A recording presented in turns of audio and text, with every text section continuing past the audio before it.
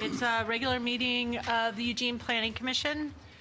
As many of you know, the first 10 minutes is public comment period, and we reserve 10 minutes for the public comment, and the only thing we ask is that you cannot bring up items that are scheduled for a public hearing where the record's already closed. And for the Planning Commission's UGB adoption package, the record is closed and it's going to City Council. So please refrain from any comments related to that and bring it up definitely during the City Council process. And I have one green slip. If there are any others, please bring them up. I have Ed McMahon. Welcome. Thank you.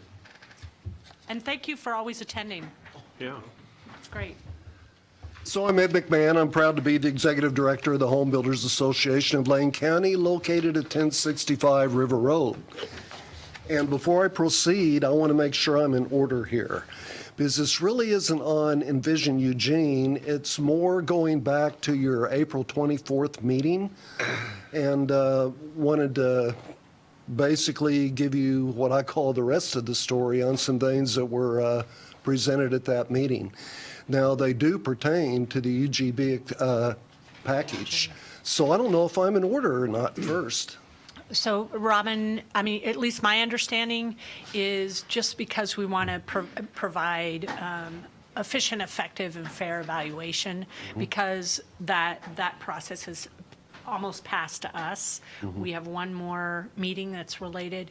We would encourage you to go to City Council, but I'll have Robin answer it specifically. And before Robin does, I do know that my intent today is to hopefully get you to adjust your memo to council a little bit. That's why I feel like it's important to give it to you today. Robin? So, Robin. Yeah, as difficult as it is to always, after the fact, say, yeah, the public record period is closed for that. The reason we do that is because otherwise, if other people have things that they would like to say, they feel like they didn't have an opportunity to say that as well. So, yeah, if you have comments about UGB, I would hold those for council. Could it be informational as opposed to public testimony? If, as you said, the information is intended to get Planning Commission to adjust. To put some emphasis on the memo that you're preparing. Yeah. So let me make feel to me like it would be appropriate. Yeah. And Robin, is there a possibility that you could take that up with Emily just to get some clarification, and if there's a way that Ed can do this? I mean, my understanding is exactly the same, but that you could follow through with Ed.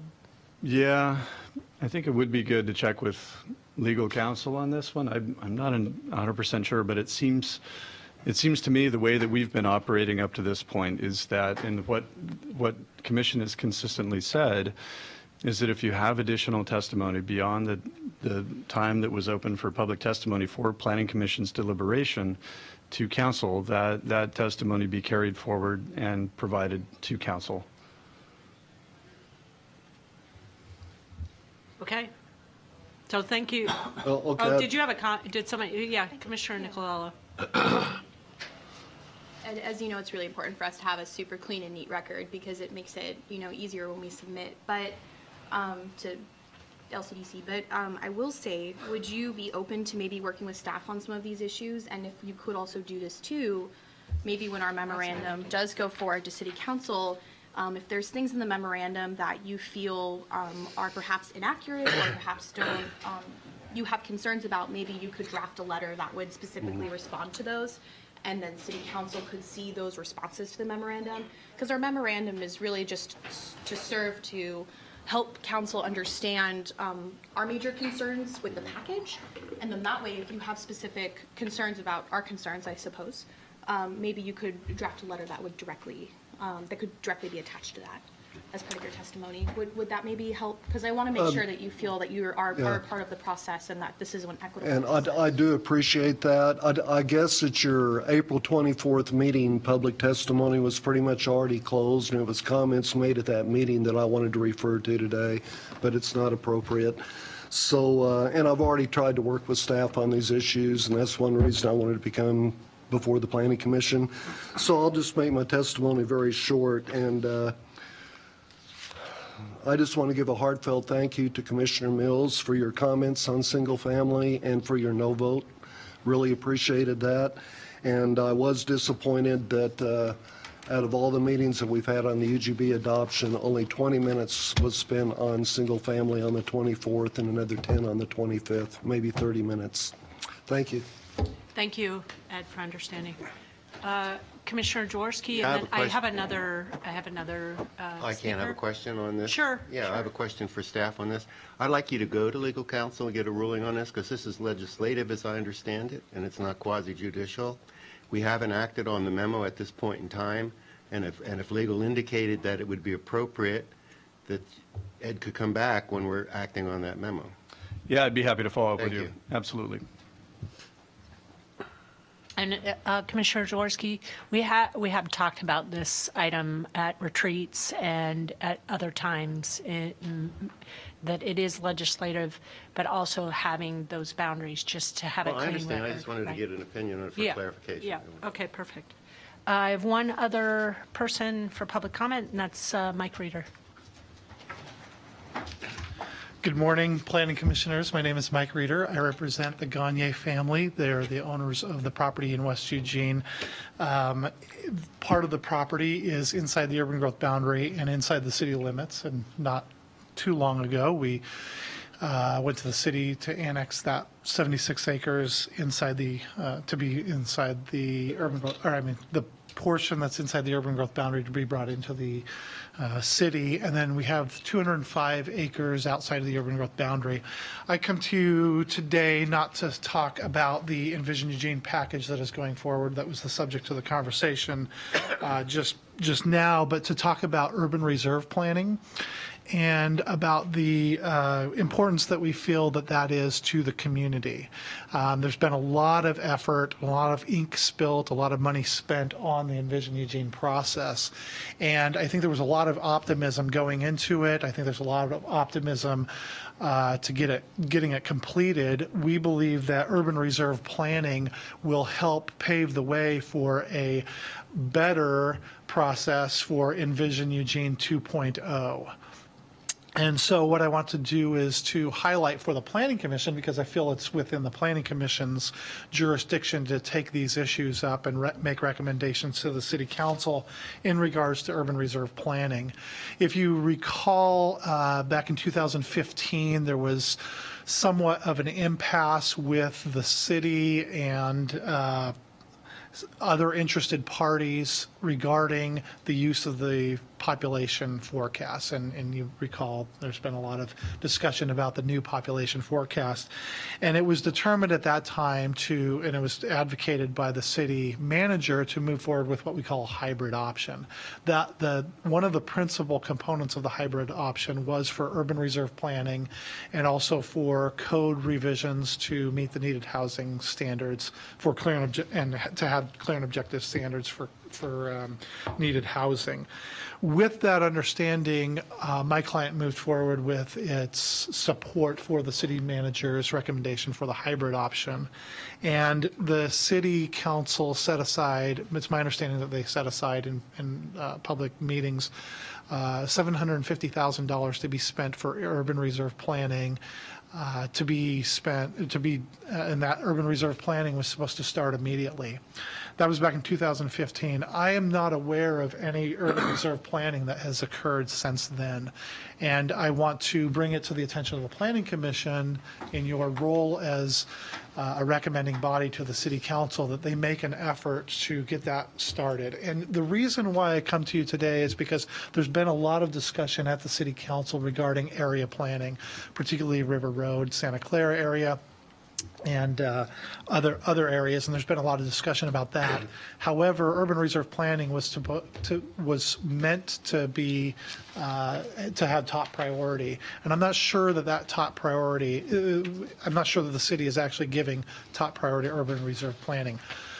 And so I want to encourage you as a recommending body to make a recommendation to the City Council that urban reserve planning start immediately, so that we don't have an Envision Eugene 2.0 that's as long or longer than our current Envision Eugene. I think it's really important. There's been a lot of ink spilt in the public and in the press, locally as well as nationally, about housing prices.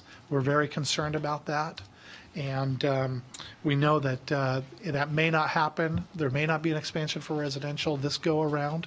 If that's the case, that makes urban reserve planning even more critical. And I would like to emphasize that the home builders are extremely interested in the clear and objective standards being clarified for Eugene. They've been asking for that for a long time. And it's also important for my client as well, should the property be brought into the urban growth boundary, and should the property that's already in the urban growth boundary be developed, that there are clear and objective standards that will guide development, thereby increasing affordability for residential. And if you have any questions, I'd be happy to answer those. Do planning commissioners have any questions? Thank you for all of your very much. thank you for all of your hard work that this commission puts in. Yeah, thank you. Ed, do you have another question? If his testimony is appropriate, I feel like mine is pretty much. Okay, if you notice what he did, he urban reserves is currently not on the table, as well as clear and objective standards, for instance. That's outside of the UGB adoption package. Commissioner Jaworski. Urban reserves is a part of what our recommendations to the council is in the memo that we're getting, so I think it's the same thing. Well, I'll let Robin answer it. In terms of the UGB adoption package, I mean, we are straddling a fine line, but the topic is not about adoption of the urban reserves. But I'm going to let Robin address this. Yeah, I feel like we are kind of dancing around on a fine line here for sure. Because commission has already made its recommendation, you've already made your recommendation about what you'd like to put in the memo, and of course you're going to review the content of that memo. So I think testimony about work items that are coming up that have not already been decided by planning commission, that's totally fair game. It feels to me.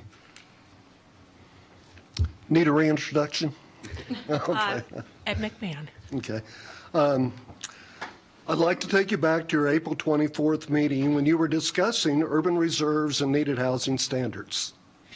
Yeah, that's specific. So, Oh, yeah. okay. Yeah, do you see? So if you can, yeah. Maybe Mike can help you out here.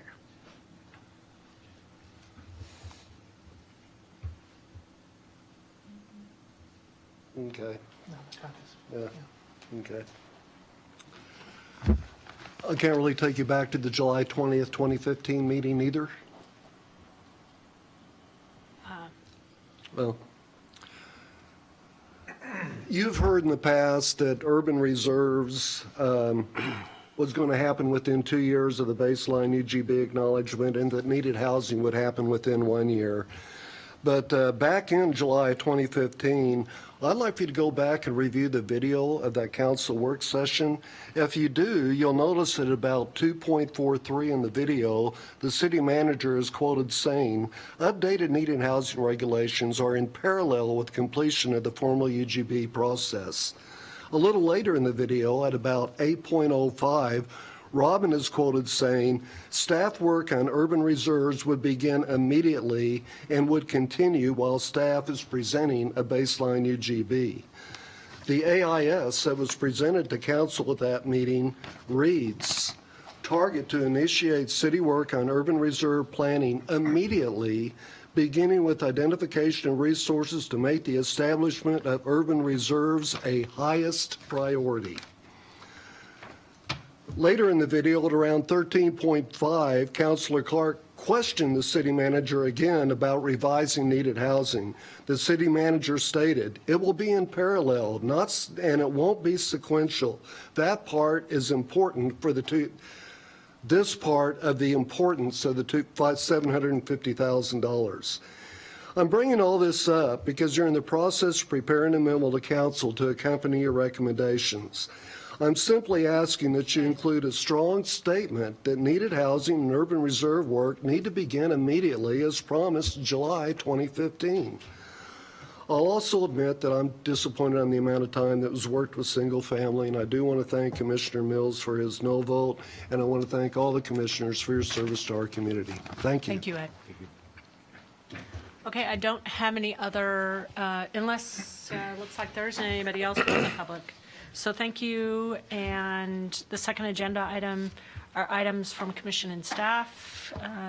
Commission, do you have any other items that are outside the agenda today? Commissioner Borowski. Yeah, I attended the Lane County Planning Commission's meeting on the urban growth boundary last Tuesday. They did go ahead and affirm it and forwarding it to their elected bodies. Just kind of a little bit of my takeaway from it was they were concerned about housing and how no housing in the UGB would affect surrounding communities, Veneta, Junction City, those types of things. They also, the idea of urban reserves was brought up as a solution for that. And to me, it didn't seem like they were very familiar with the concept of urban reserves. And I think a little bit of education of the County Planning Commission would be necessary because they were grasping at why are we going to start all over again with urban reserves? And so I don't think that there's a clear understanding on urban reserves. They were afraid that they were going to lose some of their rural residential if we put it into urban reserves. And so I think an educational aspect might be needed to bring them on board because they will be an important player in if urban reserves are in fact going forward. That just was kind of some of my takeaways from that meeting, but they did approve it and are going to send it to their board with a recommendation to approve the package as submitted. Thank you. Any other commissioners?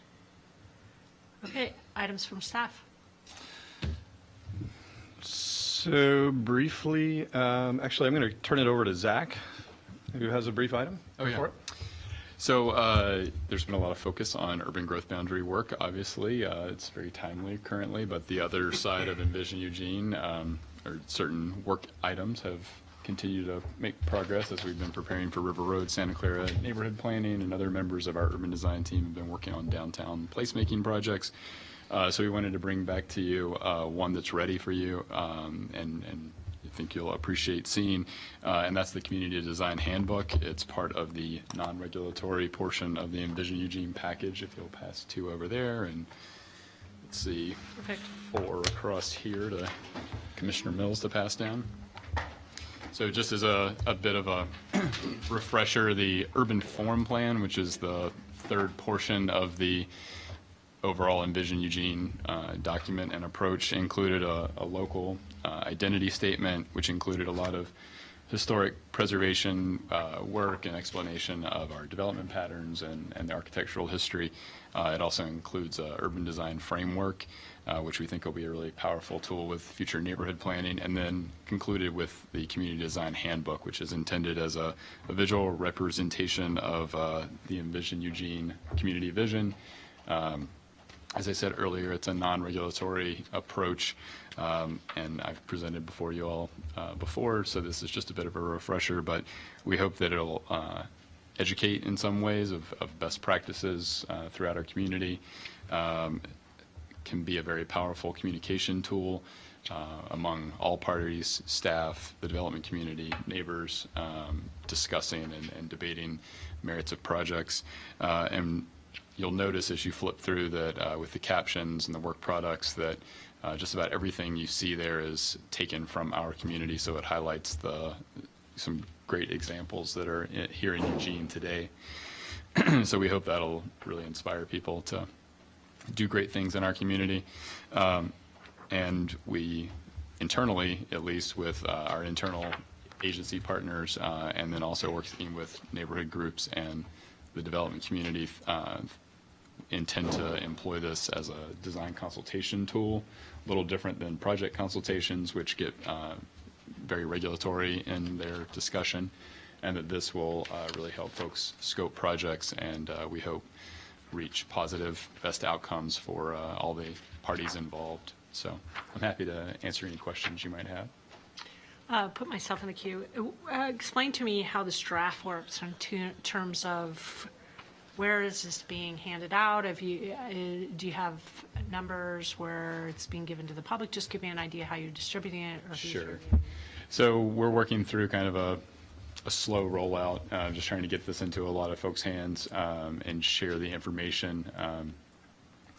We'll be taking it to City Council. We've shared it online. We've shared it through different parties that helped us develop the principles and the guidelines that you see there. The AIA's chapter, Council on Local Affairs gave it a real scrutinizing critique, helped us scrap a little bit of jargon here and there. So you'll see an acknowledgments page that highlights those folks, and we're just slowly trying to get it out and disseminate the information as much as possible, and then begin using it as a tool in our design consultations, like I mentioned. Perfect. Any other questions? Commissioner Jaworski and then Commissioner Randall. Yeah, our chair even began by the draft. My question is, why is it a draft? Because it's not adopted by the council? If you're getting it out to the community, it says draft. Does that mean something else is coming? I'm a little confused there.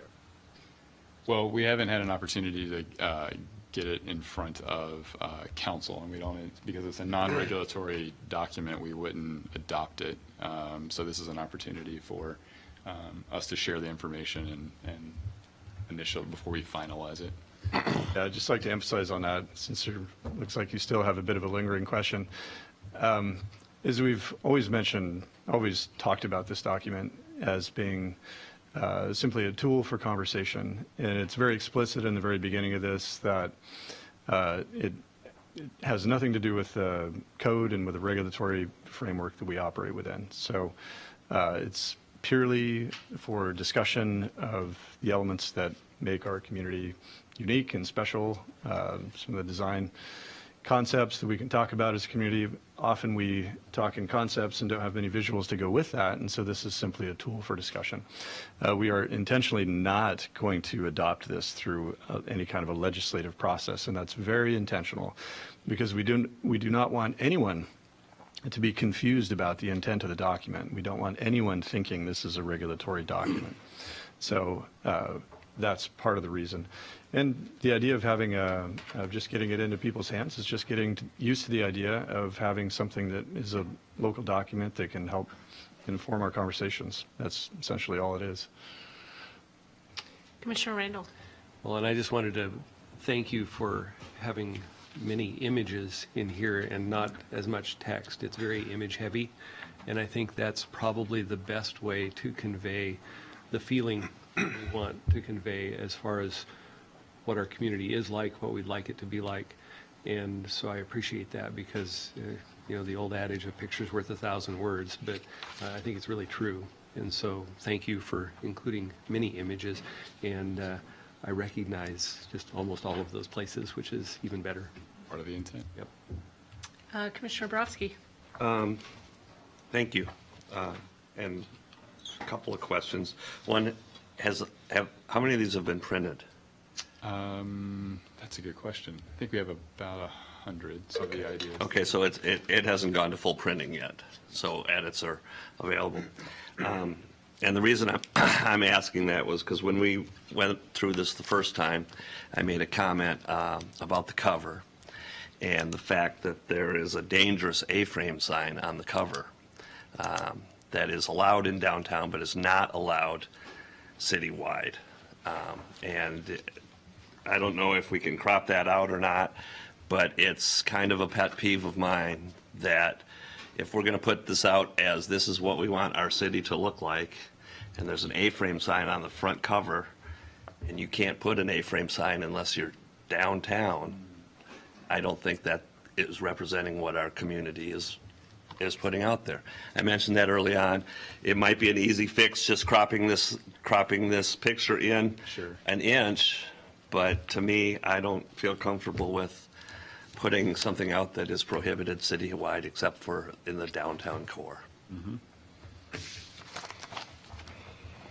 Any other comments or questions from Planning Commission? Thank you. I did have one other question, not in regards to this. Okay. And this is just for staff. Regarding the meeting that's coming up on the Oakley Lane, just for me, I'm not sure, is there going to be a presentation from the applicant and the appellant, or is it all just from the record and we go through the record and then decide it? I'm just trying to wrap my head around the procedure on that I'll have to get back appeal. to you on that one. Okay. Yeah. Because it's coming up in a couple of weeks. And if, for me, if there's somebody sitting up there and saying, look at this, this, and this, and then we deliberate or if it's, I'm going through the whole record, I have to delegate the amount of time that I'm going to be putting into that pre-meeting. Okay, I'll get back to you. Thank you. Any other questions, comments from Planning Commission? Okay, I know Ed already kind of gave us some feedback, but this is an opportunity to people from the public. We always leave this as an option. How is the Planning Commission doing? Does anybody want to give additional feedback? Ed, thank you for your feedback earlier. Okay. Good work. Thank you. And thank you, Mike. Okay. We are going to item number 3, work session tools for financing public infrastructure. And we have Mark Schoening here as staff member to make a presentation. Okay, thank you.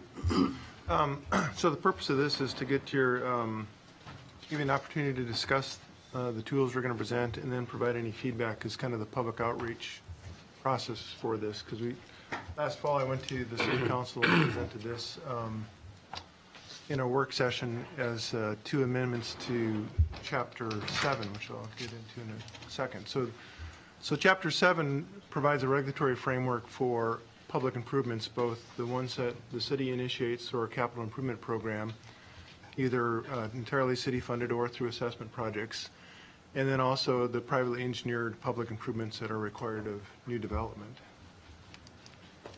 And so the city public improvements are streets and wastewater and stormwater systems that are typically required of private development. I mean, we also have the airport and our parks system as well, but these are the ones that are typically required and go through the privately engineered public improvement process with new development. And again, those, so the idea is that we're proposing 2 sections or 2 changes to Chapter 7. One would be a new section that would create a reimbursement district for privately engineered public improvements, and this is where the improvements provide capacity beyond what is needed for the improvement or for the development. And then the second is related to equivalent assessments for street improvements, and it's limiting that amount to the estimated cost of the frontage of the proposed development. And I'll get more into the details of what the particular issue is we're trying to solve with each of these and give you some examples of that. So in this first case, I'll go through the reimbursement district first. So in this case, kind of the background is this property up here in the blue came in, and this is the actual case, came in as a development project and needed to extend wastewater service. So the existing wastewater is this solid blue line, and then this dashed line is the wastewater needed to serve, the extension needed to serve this development. And then this area in yellow that is cross-hatched, this is properties that are undeveloped or developed in the county on septic systems that would benefit from this wastewater extension. So this developer wanted to develop his property, didn't want to wait until this wastewater line was extended piece by piece as these other properties developed. So this developer incurred the entire cost of this wastewater extension to serve his property. It becomes a public improvement, and all the properties in the crosshatch can connect to that at some point in the future at no cost other than their system development charge. And because the wastewater line that was extended was only 8 inches, that was which is our minimum size, there's not an opportunity for a SDC credit for his wastewater extension.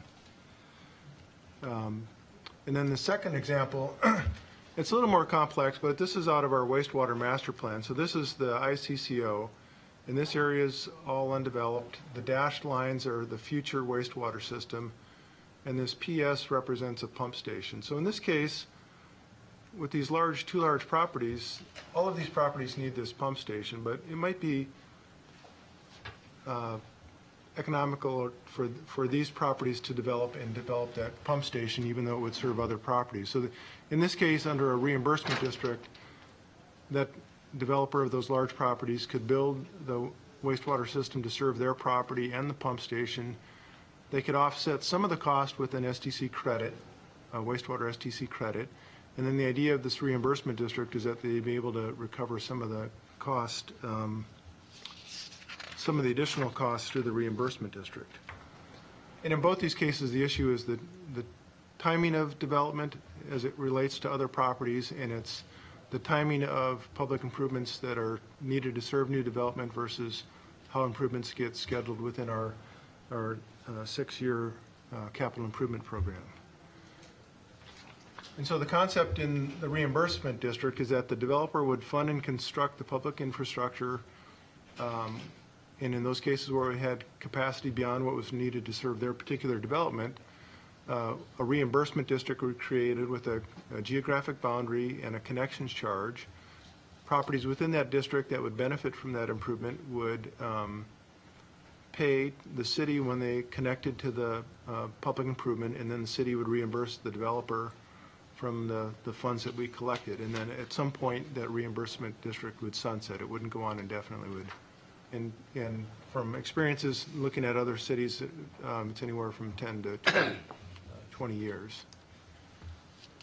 Here are some of the cities and counties that have reimbursement districts, and some of them call them reimbursement districts, some of them call them zones of benefit, and they have a whole variety of approaches to this type of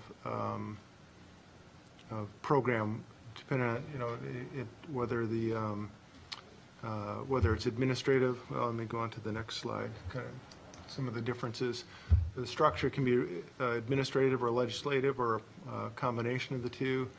The method for determining the boundary, whether it's simply the cost of construction or it would include design costs as well, and whether that's inflated over time or not, the lifespan of it, and then the different types of events that might trigger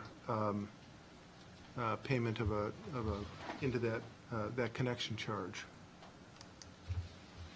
So the next issue I wanted to talk about was the transportation equivalent assessment, kind of what it is and when it's triggered and who pays for it, what do we use the money for, and how it's calculated, and then what the issue is related to that.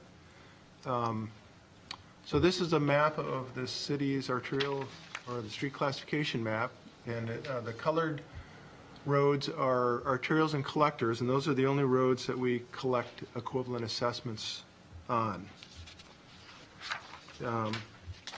And then this is an example of where we collected an equivalent assessment. So before before Elmira, this is Elmira Street here, and this is Roosevelt Boulevard down here to give you some bearings.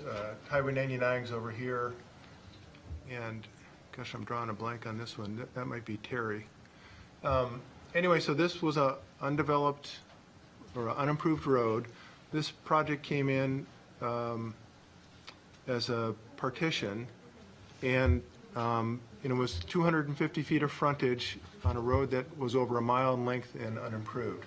So it wasn't practical to require that developer to do that half-street improvement because of trying to match the grades both vertically and horizontally would have been very difficult. So at the time, that developer paid an equivalent assessment, and at that time it was also based upon the frontage, the linear frontage of the development on the street. And then the city held on to that money, the developer developed his property, and the street remained unimproved. And then at some point after that, we came in with an assessment project, and improve the street to city standards from the whole 5,300 feet of it, a little over a mile, and assess the abutting property owners with the exception of this property or these properties that already paid equivalent assessment. So that equivalent assessment became part of the funding package for that entire street improvement. And that worked pretty well on that project. The issue really is, after that assessment project, well, we had 3 going on around that time. The Maple Elmira, which was this project, Crest Friendly and Story, and Chad Drive. And so the council, after that time, they wanted to review the assessment code because they didn't believe that it was fair and equitable. And the transportation equivalent assessment was part of that discussion. And I was part of that, so I take some ownership into the problem that we're trying to solve now. But the goals were really to make things fair and equitable, make them transparent, and have a simple calculation. So I think the council was really focused on the fair and equitable piece, which I think we accomplished, but the transparency and the transparency became less transparent and the calculation became exceedingly complex. So the variables in determining equivalent assessment, and the issue is really that these can change over time. The length of the street to be improved, whether property is underdeveloped or not, so you can have a very large lot with one house on it, but it could redevelop into something much more significant. How undeveloped property is owned, what a particular proposal is, and one of the big changes in the assessment code was including an arterial and collector street that's going to be improved. If there are local streets that connect into it that are dead-end streets, the code was changed so that all of those properties on the dead-end streets share in the cost of the improvement to the arterial and collector. So hopefully I'll be able to articulate this through an example. So this is Park Street right here and Northwest Expressway, and this is Maxwell here, and this is Kelly Middle School and Howard Elementary. And so this is a recent development. Part of it's constructed, part of it isn't. So this is Pennington Acres. This project here, this portion of the street of Park is improved, and then this portion, the developer was required to do a half-street improvement. And in this case, the project was able to be built because he was tying into a improved street on the north end here, right at this point. And that's our goal. And the code requires that if a developer is required to do a street improvement as part of their development project, the first priority is to actually build the improvement. The equivalent assessment only comes in, as in that Elmira case, where it isn't practical to build that improvement. And so this developer was able to develop this half street. I don't know what his exact cost was, but for this example, I estimated that half street at about $200,000. And that development has currently 43 single-family homes, and it's going to have estimated 107 multifamily homes on it in the next phase.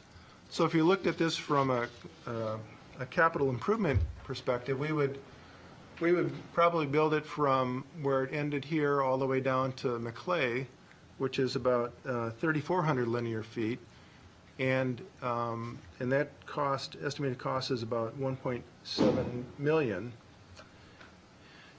And the school, and I'll get to this a little bit, it's a complication. The school has 650 feet of frontage, and then if we look at the multifamily in this area, and then all of this, because they're dead-end streets that tie into Park, and then a good share, well, actually all of this because it ties into Park with no other access. Portion of these, and then this is another dead-end street, and I think we have got another dead-end street here. So most of these properties come in. So those are 328 single-family residential and 149 multifamily. And so if we go through the math on all of this, comparing what the PEPI was, the privately engineered public improvement, and what the capital improvement was, or would have been. So if we look at the construction cost. So with the capital improvement, we've got to take out the non-residential component for Kelly Middle School. That's why we went from 1.75 or 1.7 down to 1.375. And we look at how many assessment units there are, and then that's the cost per assessment unit. So the equivalent assessment, if that developer hadn't been able to build that improvement, would have been $310,000. But if you recall, I mentioned that it was about $200,000. So there's this inequity between a developer that can build the improvement because it is contiguous to an improved street and it can be designed and constructed. And in the same case, be over 50% more for a developer that was unable to do that because of the impracticality if it was in the middle of that street and not being able to match the horizontal and vertical grades or not knowing what that future street was going to look like. And so the solution that we're proposing is that I'm going to talk about it on this slide, is that the developer, we can estimate this, is that we limit the amount of an equivalent assessment to no more than the cost of the frontage improvement for any particular development. So then we don't end up in a case where it's 50% more because we're looking at a larger project than it might have cost that developer to build the improvement himself if it had been possible.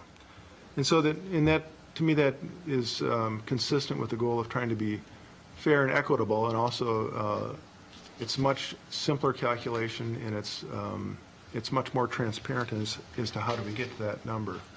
Because it's very difficult to explain why someone should be paying $300,000 when they could build that improvement for $200,000. And so for both of these items, the idea is to, we started with the council work session, is to outreach to different groups that have an interest in this topic, the Planning Commission being one. We've met with the planning staff. I caught Ed, I don't know if he's, I caught Ed and hope to get on his May agenda for the home builders. And then the planning folks, when we met with them, they also recommended the Sustainability Commission and the Housing Policy Board. So we'll probably talk with both of those groups as well. And then kind of the process, we had a work session last October. We'll have a follow-up work session after our public outreach with the council.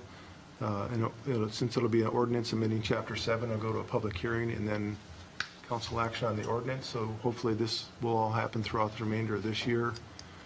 And then for the reimbursement district, we'll have to set up an administrative order or rule as well to detail the process of that program. And with that, I'm happy to answer questions. Thank you. Commissioner Jaworski. Yeah, I have three, two on the first, one on the latter. On the first, you didn't mention how this reimbursement district obtains its initial funding to reimburse anyone. It would be through the developer. The developer, so currently in that example I showed you on Coburg Road, where it's a public storage out there at Coburg and County Farm, that developer is fronting the cost to extend that wastewater system. Yep. And in his case, since it's already happened, he won't get reimbursed for that. He's fronted that whole cost. So the idea is that it doesn't guarantee a developer that they'll get any return on their investment, but it provides them an opportunity. So the developer would fund the improvement as required as part of the land use decision. And because it's benefiting other properties, the reimbursement district would create an opportunity to recover some of that cost. I understand. It's not clear to me. How does he recover the cost? Where does the reimbursement district to get the money to say, here, you can have $100,000 back? Well, when someone connects to that, so if someone connects to that wastewater system, they pay the city that connection charge that's established to the reimbursement district, and then we turn that over to the developer. Gotcha. So it's when others hook online. Right, right. Okay. The next question, because in this paragraph in the AIS it said that you said you could utilize SDC credits and whatever for this, but you said if it's an 8-inch line, he can't get a credit even if it's been extended for other units. Is that correct? That's correct. So what if he put a 9-inch in? Then he gets credit? Or, Well, if he put in, so if it was required, and 10-inch would be the next size up. So if he was required because it was going to serve other properties beyond that, he would get a credit for the difference in cost between a 10-inch line and an 8-inch line, which is pretty nominal because the. Okay. it's- So he doesn't it's get really a the- credit for the line because it's larger and increasing capacity. What if it was 10? He does. You just said that. Right, Okay. he does get the credit for the additional. But only in the diameter. interim Right. difference. So it's really a different, in something that small, it's the difference in the cost of the material. Okay, the other question, in your example of how your equity and fair assessment of something, and this developer, because he builds it himself, saves, let's just say it was like $100,000. My question is, does that mean when the other people come online to build the rest of this road, their cost went up, that they have to participate? Because you said it was 1.3 million, so it's still going to be that 100,000 more somewhere along that line. Right. So Right. they have to pay more when they come on. Right. Okay, just wanted, okay. And is this same process, like a district, could it be used, in the TSP, they're talking about, complete streets, and there are a lot of examples where a person just builds a sidewalk and there's sidewalks missing. Couldn't that same concept be used for the sidewalks? And establish a district that when these people come online, they reimburse the initial development who built the sidewalks? Especially if it goes to a right, school and you want to have right. safe walks to school. Yeah, that certainly could work. The difference is whether, if a developer's building a sidewalk out that's beyond serving his development, it's not required. So a reimbursement district could be created, but it would be up to the developer to decide that he wanted to fund that out of his own pocket. Whereas in the example I showed, particularly on the wastewater system, that developer had to build that wastewater system him to get serve it. his property, right. Yeah. Whereas those sidewalks, that wouldn't be the case. And I think the other issue with the sidewalk is determining when the property connects. So if it was undeveloped property, you could say, yeah, when that property comes in for a building permit.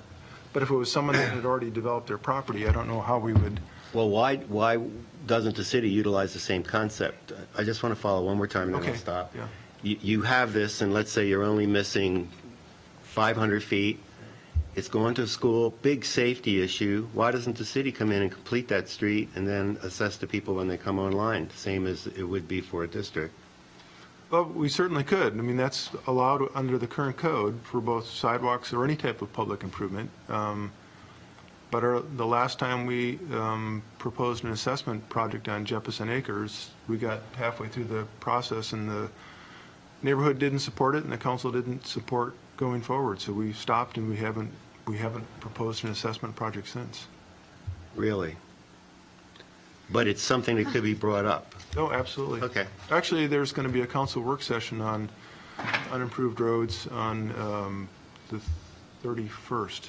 Thank you. Commissioner Nicolello. Well, thank you for pulling all of this together. This is actually super exciting. I know a lot of folks will be really stoked about this. So just a quick comment, I think, on the reimbursement district structure. You talk about administrative legislative process and determining boundaries and determining amount. I would personally say anything that can be done to help lessen the cost, especially doing a reimbursement for design and construction, for example. There's a lot of times where we've run into situations where we have land that's within the urban growth boundary, but it's so difficult to do improvements such as roads or wastewater extension for example, a lot of even very simple developments up in the South Hills. This is limited land that we have in our urban growth boundary that we want to maximize, but it's so prohibitively expensive to get things out to them that it becomes a large barrier to infrastructure. And then also, too, that cost gets passed on to either the cost of the land, if it gets sold as part of a PUD, or, for example, if we're doing multifamily and it's it would get passed down to renters. So when you're able to incentivize this, that actually helps pay heed to a lot of the housing issues that we've been discussing. For example, a project we're doing in Springfield, we're going to be having to put about $2 million into a new road, into other infrastructure improvements, and that's going to be about an extra $100 probably each month if you were to pass it on to the rent. And for folks who are making about $15 an hour, that's a lot of money. So yeah, if in terms of reimbursement, as much as possible in terms of lessening the cost and doing reimbursement with doing design and construction would be huge. The second piece of that, and I think it ties into the really awesome handbook that Zach just brought to us earlier. We talk a lot about complete streets. Commissioner Jaworski just brought it up. But any way to incentivize when people do really, really great multimodal improvements. I don't know if that's a part of the conversation, including the reimbursement district or regarding assessments. But I think for incentives for developers, I think a lot of times in Eugene, we kind of use more of a stick approach as opposed to a carrot. And when we're trying to, developers play a huge role in creating our city in the way that it looks like. So anything we can do to help incentivize, it helps them invest even more in making really, really beautiful and functional places. So I don't know if complete streets has been part of the conversation, but any kind of incentivization, that's a hard word to say, incentivization for those kinds of, I think, community benefits would be really, really huge for the development community. Commissioner Borowski? Just a couple of questions. On the reimbursement district example that you gave, so he built his sewer line that went out, and the abutting properties in the past would just pay the hookup fee. Well, they would just pay a system development charge to the city. Okay. But now they would pay an SDC charge and part of that cost. Correct. My question is, has the thought been that that may be a disincentive from people coming onto the wastewater sewage treatment plant? So if I've got a house and I want to, in the past, if there was a sewer line going by, you'd say, you know what, I'll hook up because it's not that much. I mean, what are the difference in costs? I guess that would be my question. So if there's a property on there, single family house, what do you think the difference in costs are going to be for, an average lot, 100-foot long lot or whatever? Is it going to be prohibitive that will make that person say, I'm going to stay on septic? Well, a couple things. One, I think it would be less because a developer is doing it and not having to pay prevailing wages. So they're going to be able to build it for less than the city. People that are on septic, they cannot get a major repair permit or a new septic system if a public wastewater is available. Right, I understand that. If their septic system is working, if they come onto the public system, they're going to be paying a monthly utility fee that they're not paying now. So there's really no benefit. And if their system is working, they're not going to notice any increased level of service. So there's really no incentive for, even if the wastewater system is out in front of their property, for them to connect unless they're having problems with their septic system. And we haven't aggressively pushed that. Right. I guess so and I'm just thinking myself, okay, if I own this property that's adjacent to that, and it's like, you know what, I'm going to remodel my kitchen. So does pulling a permit for redoing a kitchen, would that trigger going in, or would it have to be a 25% increase in? I don't know I think it would have to be some level of increase in the number of plumbing fixtures. Okay. So remodeling a kitchen probably wouldn't trigger it. Okay. But anyways, getting back to that, so, if I'm thinking about doing something with my property, now I've got one more thing to look at. And I'm just wondering how much more is it going to be, And then this, obviously, there's a lot still to be worked out, One, the pipe is, if this is a 20-year window, and I'm coming on in year 19, am I paying depreciation? Is it being depreciated, or is it, these types of things, I think, you would put over there, and I think they're still up there for discussion. So those were just kind of some of that question. As far as I'm not real sure if we go to the example you gave out on Park Street. So if the ordinance were in place, how much would that developer have paid? Would he have paid the 200 or would he have paid the 310,000? If the change is made, he'd pay the 200. Under the current system, he'd pay the 300. Okay. Whether he built it or not? No, if he didn't build it. if he If he was able to build it, it would be, if he built it, which he was able to do, it would be the 200,000. Under the change we're proposing in the code, it would be 200,000. If he wasn't able to build it under the current code, he'd pay 300,000. Okay. And just for me, you know, I remember the work session where the idea of the dead-end streets came in. And that was Crest Drive. And the dead-end streets on Crest Drive were significantly shorter. You know, they were small cul-de-sacs feeding an arterial and collector. It didn't seem to me like it was neighborhoods like this. I mean, to me, when I sat in on that work session, it was like, okay, we've got a cul-de-sac on Crest Drive that has 6 houses on it. Their only way in and out is this. So basically, Crest Drive is their road. This one, you're bringing in a lot of houses, and there's going to be more and more. And I don't know if those people realize that.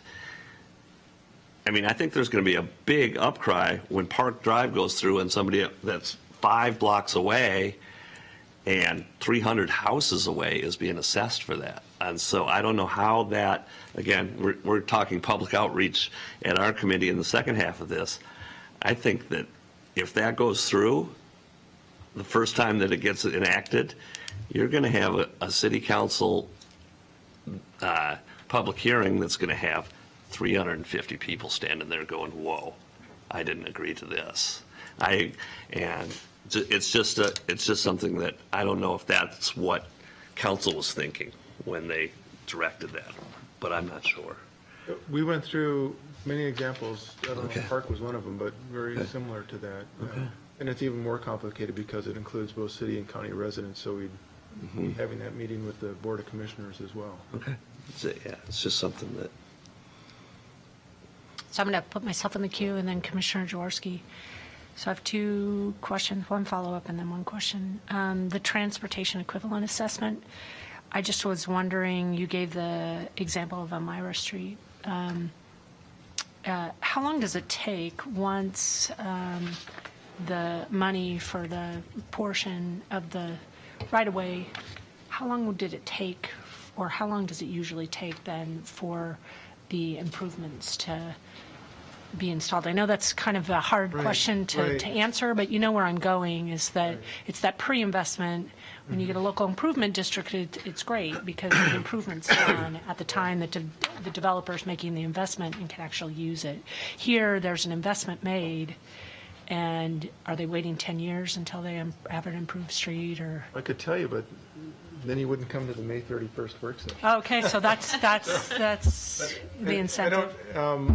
But that, I mean, what I have, that's a good question, because what I'm able to share, and I don't know the answer to that, but I'll have that as part of that work session, because we have,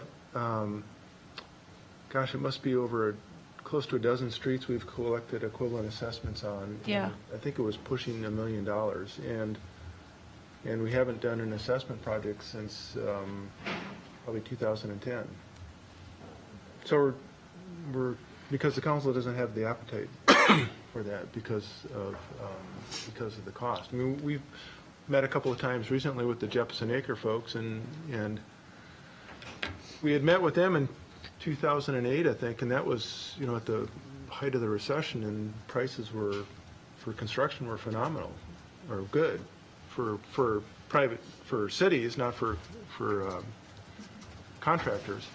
But their assessments, I think, now are we're estimating about $20,000 a property. And I think we have equivalent assessments on Jefferson Acres too. So that period of time is long, and it's getting longer because we're not really actively. There's in there the 6-year CIP that, I think I was here when we presented that a couple of months ago. There's no street improvement projects in that because there's no desire to because the costs are so high to individual property owners, and there's not a desire to push those forward. And if you, follow up to that question, sorry, and then I'll ask my other one. Have you received any feedback from those particular developers or owners that have contributed, made that investment, or are they usually fine with that? Like, have you gotten any feedback? I don't know if they're fine with it. The only one, and it's been several years, but there was a developer, I think it was out on Bertelsen, south of 18th, that had paid, either Bertelsen, I think it was Bertelsen or Bailey Hill, had paid an equivalent assessment and was interested in the street improvement project and the timing of it. But that's been several years since I've last talked to that particular developer. Okay, great, thank you. And my other follow-up question has to do with what Commissioner Borofsky brought up, and I just want to kind of look at it a little differently in terms of the improvement districts. Is if let's say like your some of your examples, if there was a particular property owner that that was undeveloped or not developed to its full potential, the example of the residential house, if the sanitary sewer, what are they called? Sorry, county, I just totally blanked. Septic system? Thank you. Oh, thank you. The septic system, if it was failing, would they be required to potentially look at improvements and be forced into a local improvement district or reimbursement? It would depend on how the distance to the nearest public sewer. Yeah. And I think in that case on Coburg, I think some of those properties are still in the county, so it would also depend on whether they're in the city or the county. And one of the reasons why I'm bringing that up is that there's also the flip side, of it being a benefit. Because I know, at least my understanding, a lot of times it's an impediment to development if that infrastructure isn't there. So if there is a developer that can actually provide the upfront costs that they benefit, then the improvement district allows for that development to actually move forward. So I think, so thank you. I think these are great tools, and I think the more tools we can add, especially in light of kind of the housing discussion we've been having, I think the better. So thank you. Commissioner Jaworski. Yeah, I have two questions. First one has two parts. Getting to your example of Park Street, developer builds this, and the rest of the people are assessed, and as you said, it takes a long time maybe. So they're coming around, and because the developer built it, the assessment went from $4,400 to, let's say, $5,000. It increased.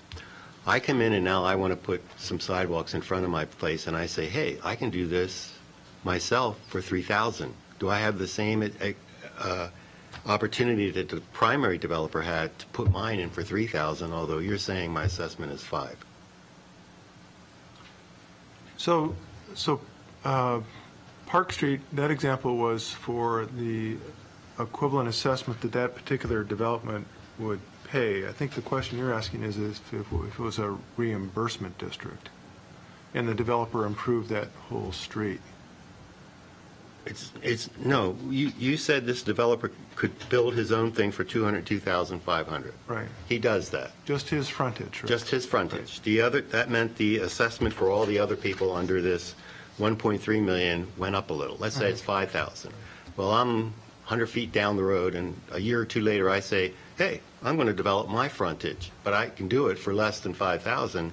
Can I do it? The same opportunity he had. Oh, it would depend so that's really up to the discretion of the city engineer. The code would say you build the frontage improvements to serve your property, but if it's not technically practical, you pay the equivalent assessment. So it isn't the property owner or the developer that is choosing between one or the other. It's the city that's saying, our primary goal is to have you build the improvement, but if it's not going to work physically because we don't know what the ultimate design of the street's going to be, then you pay the equivalent assessment. But the first guy didn't. That's the only thing I don't like, is first in gets a good deal, saves $100,000, everybody else gets assessed, and they don't have that same opportunity. So that was my only concern expressed in that. The second one is if you made the assessment and I didn't even want to build my own, 10 years go down the road and the city says, well, it isn't 1.3 million anymore, it's 2.4 million to do this. Does that mean my assessment goes up? So say it again. You estimated 1.375. This guy gets in and he has an opportunity to build it for cheaper. I'm now assessed, a couple of years go by, and for whatever reason, you want to come in and build this. But now you say it costs not 1.3, but 2.4, costs have went up. Right. Does that mean my assessment went up, or is it locked in? No, your assessment is determined, the final assessment's determined by ordinance after all of the costs are incurred. So it can go up. Right. Yeah, that's the only problem I have in that first in gets a really good deal, which it's good, but everybody else really takes it hard. Second question, and it's an easier one, I guess, is based on this having to go out to public and go out to the city council, when do you estimate, Mark, that this might come into effect? If everything goes Well, I smooth? think if everything went smoothly, early next year. Early next year. Okay, thank you. Any other questions or comments? One quick question. Commissioner Borowski. So you mentioned that you think there's approximately $1 million of assessed monies sitting in the bank somewhere. Where is that? Is that in a special fund, or is it just? It's in it's a special fund. I can't remember the title of it, the delayed assessment fund, and it's actually tied to individual streets. So you can't accrue enough and say, okay, no, we got enough, we're going to do this street. It's that assessment's tied to that street, this one's tied to that street. So I guess this kind of gets to Commissioner Jaworski's question. So if I, like you said, that one property that had 250 feet, he got assessed. Project's not getting built, but he paid his money. When that when that street gets built in 5 years, 7 years, whenever council decides we want to do these, that price is going to be higher, but he won't get assessed the higher price once he's paid in. Right. But that money is also, and maybe not the same as the cost of construction, but it's accruing, I mean, like all city money, it's making No. whatever the, I can't remember what our interest is on city funds. But Right. probably not much right Not as much as the inflationary rate on construction these days. Okay, thank you. Is that all for questions? Okay. Mark, thank you very much. Yeah, thank you. Yeah, thank you. That's great. Okay, remember the 31st, May 31st, and Yep. you know what time? Is that their normal? If it's if it's a Wednesday, it's at, I think it is, if it's a Wednesday, it's at noon. If it's a Monday, it's at 5:30. 5:30, so whatever the regular time. Okay, thank you. And while Robin's verifying that, we'll move to agenda item 4, and that's, we'll let Eric and Lorna come up, and the item is a work session, public participation guidelines. Yeah, Yeah, just to verify, that would be noon on May 31st at Harris Hall. do we, only Eric? Lorna's gonna? Lorna will join, yeah. Okay.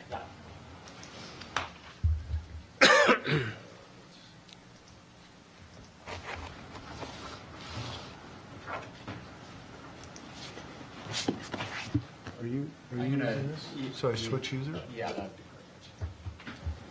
Do you want me to drive or you got something? perfect. I'll log in as myself just so I know that it will, Okay, yeah. won't do anything crazy, hopefully. and then I'll turn it over to you. Okay.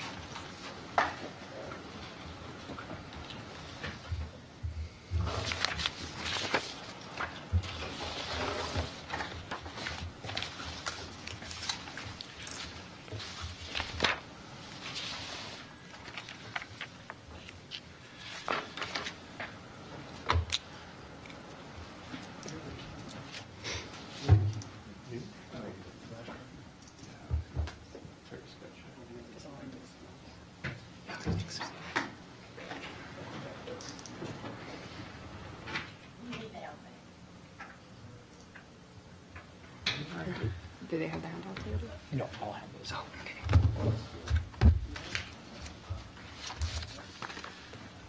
okay.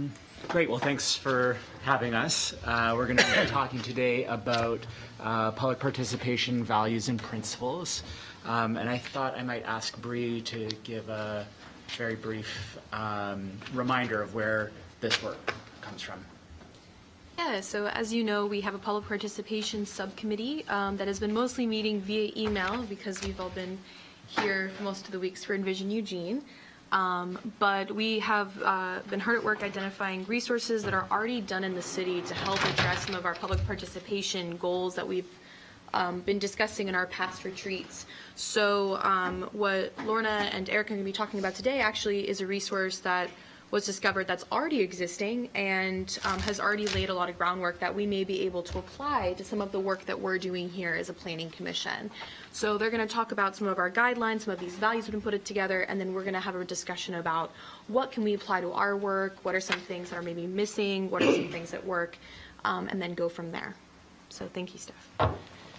Great. Yeah, so the purpose of the presentation today is to provide an overview of these values and principles, to have a discussion about the applicability of values and principles to the work that we do as staff and as a planning commission, and then for planning commission to consider whether or not it's appropriate to pass a motion to endorse these values and principles. I'm going to hand out some slides, copies of the presentation that Lorna will be giving. Send those around. Sure. Did you grab one? Thank you. I think there's plenty. Is there enough over there? Yeah. Oh, there's enough. Everyone has one? Yeah. Thank you. I just wanted to draw your attention to a couple of things in the AIS. The first thing is a small typo on page 3. I just wanted to make sure everyone was aware that element K is actually contained in chapter 3. So element K it addresses how we implement the citizen involvement state mandate as a region in the Metro Plan. And so it's in Chapter 3, not Chapter 1. I just wanted to make sure that was clear. And then I also wanted to set some context. In the new comp plan or in the Metro Plan? This is No, the comp plan. Yeah, it's just actually in this. No, I know. So it's element Of our comprehensive plan? of the comprehensive plan, so the Metro Eugene, Plan. oh, okay. Metro Plan. We've got this back and forth going Of course. with the comp plan and the Metro Plan, and I just want to know. So this is the Metro Plan. Okay, thank you. Yeah.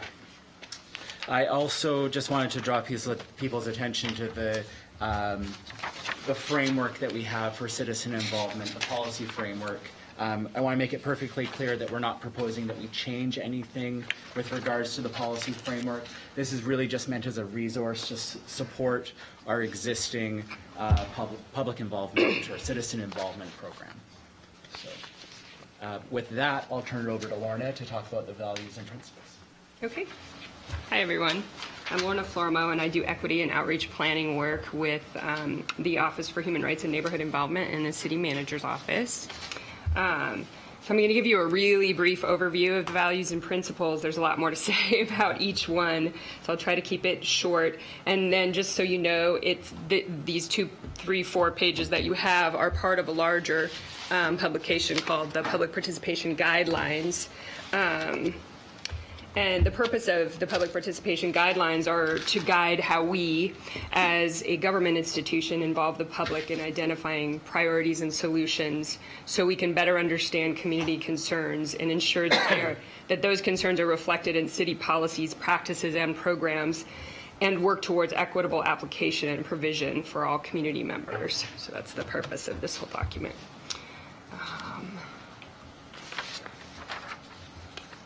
So just a little background. The public participation guidelines, including the values and principles that we're talking about today, were developed in partnership with the University of Oregon Community Planning Workshop.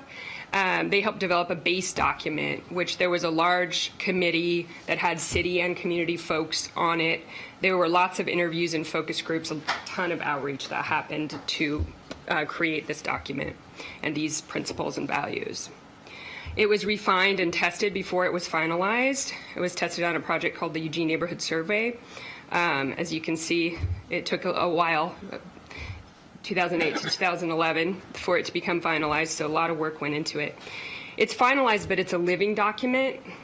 It's essential to understand that as we learn and grow and try new ways of doing outreach and with different communities, and as our community changes, that we learn new things and new ways to involve community.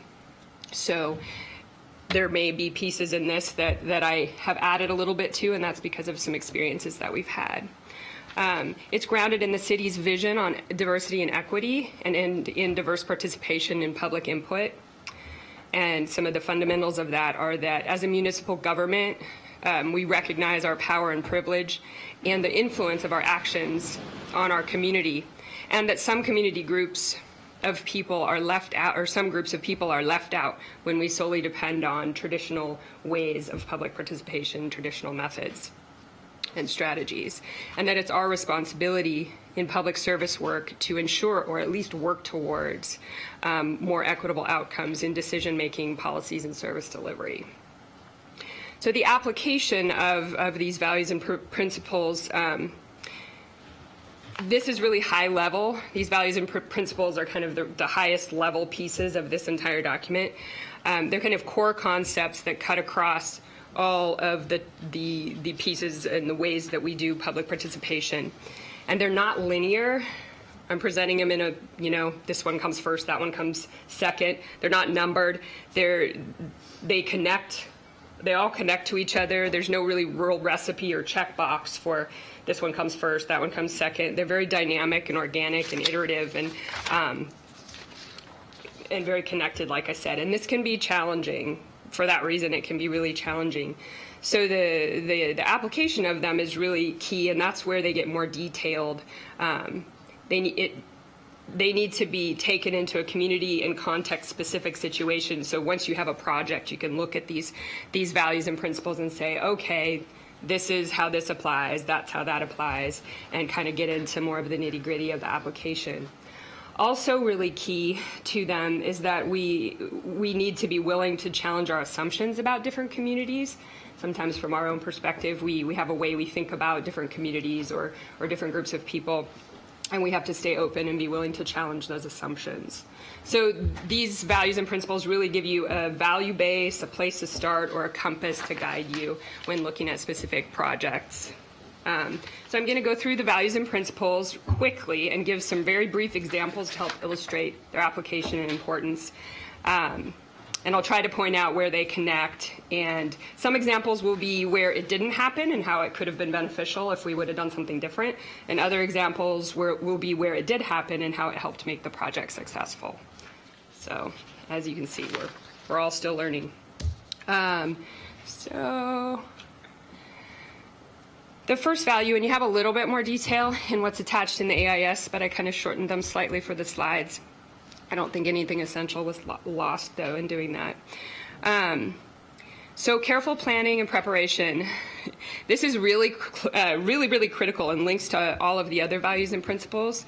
And one thing that I can say from our office's point of view in human rights and neighborhood involvement is that we're a resource for the city organization, and many times people will come to us and say,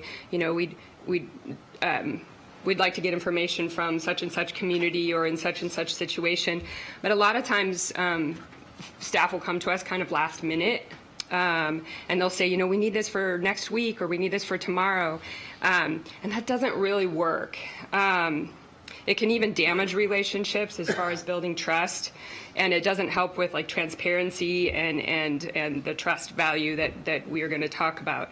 So I would just really emphasize that the planning and preparation and not thinking of it as last minute. And then on the fourth bullet, it says accessible, and I put a little asterisk by that. I would say it's not just ADA or American Disabilities Act definition of accessible, or that the information was sitting on the table at the planning meeting.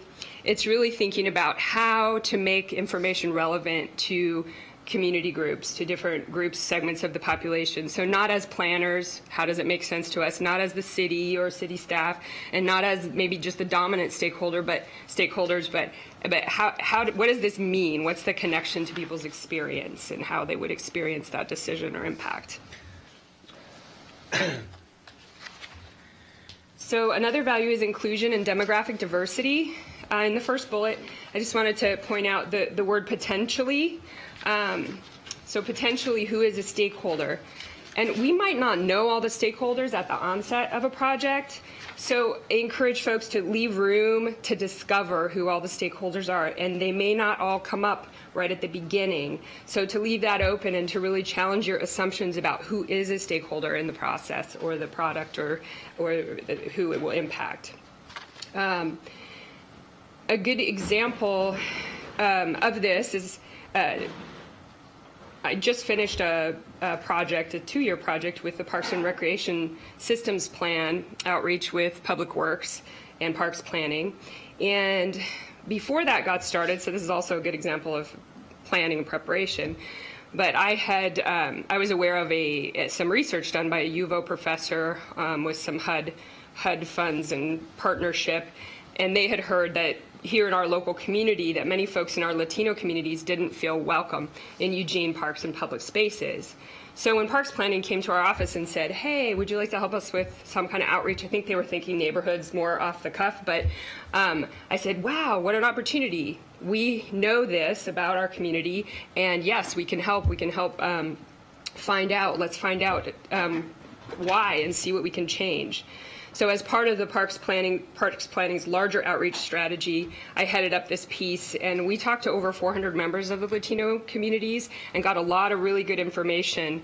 Some of it overlapped and enhanced other community input from other parts of the community, and some was very specific to making parks and public spaces accessible to Latino community members. And it was also helpful in multiple projects. We're still using it in terms of looking at downtown public spaces and accessibility, and also in language access in general for city services and programs. Let's see. Oh, just quickly on the diverse experiences, the second bullet is just to remember that people are multidimensional and they'll bring many life experiences to their input. Sometimes when we only have a limited experience with certain kinds of people, we kind of tend to think, oh, that, they're a renter and that's them, but maybe they're also, they're a young family. Maybe they're, there's just that there's multi-dimensions to folks and their experiences. So collaboration and shared purpose. On the first bullet, I guess I would just say, sometimes it feels like it's a common good versus the loudest and most powerful voices win kind of situation. And so to just look at, what compromises might be needed and who are those compromises for and why are they being made. Another, you hear me asking a lot of questions. For the second bullet, I really try to frame when I'm talking to people, because there are often conflicting, competing needs and priorities, to approach things with curiosity versus defensiveness. Things can be really difficult when you have those divergent needs and issues. So setting up ground rules and good facilitation can help, along with a lot of these other pieces, these other values and principles.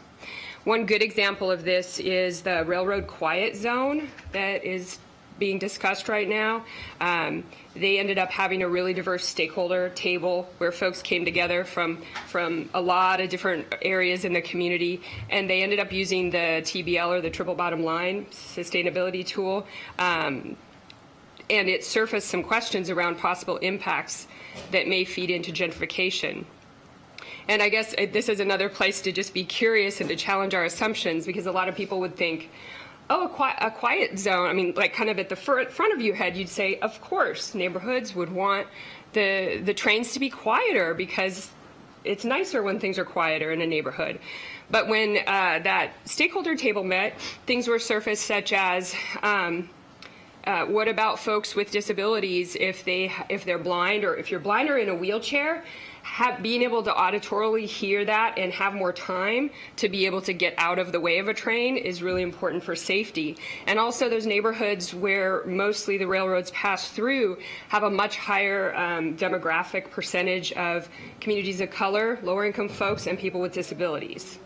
So, and then there's the other piece about, does it mean if those are lower income communities, if we're changing something, what are the unidentified impacts of that? Is it going to end up raising property values and actually push folks out who are lower income, who may be more from communities of color and communities with disabilities, so that then they don't have an affordable place to live? So it's just kind of looking at that ripple effect.